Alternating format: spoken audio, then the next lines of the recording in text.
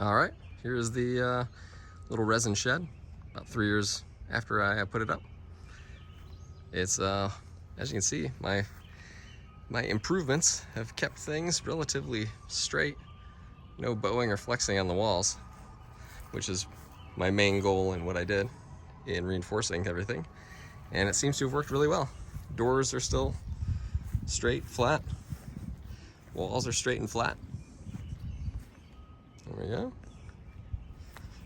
And let's look at the back side. Yep, so everything has been very good. Very happy with how everything turned out. Pressure treated lumber on the base. Also holding up well, even though it's basically right on the ground. No rotting or anything like that. Take a look inside. Maybe we can get enough light in here.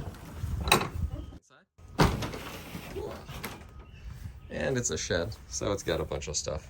It is our wheeled vehicle shed, basically. Go-kart, scooters galore, and bikes. But just want to show you everything in here is pretty dry, clean.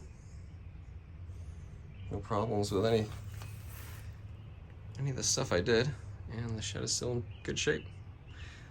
These windows have yellowed, which kind of figured would happen, but it's not a big deal. Not looking in or out. Maybe it's a security feature. Can't see what's inside if it's all yellow. But I'll also give you a better idea of how the roof is looking. And that channel up there, you can actually see the steel rope I have running through there as the tie down for the shed. So those channels are right into the frame, and they will keep this thing from flying away should high winds come, which high winds have come through here, and the shed is still sitting on the ground. So I think it's working. Other than those wire ropes being a little rusty, they're still in good shape, and they loosened up a little.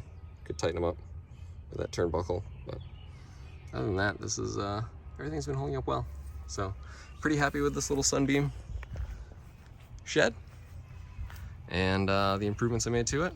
Hopefully they can help you, and you'll see that they don't damage the shed in any way and help it to stay in good shape.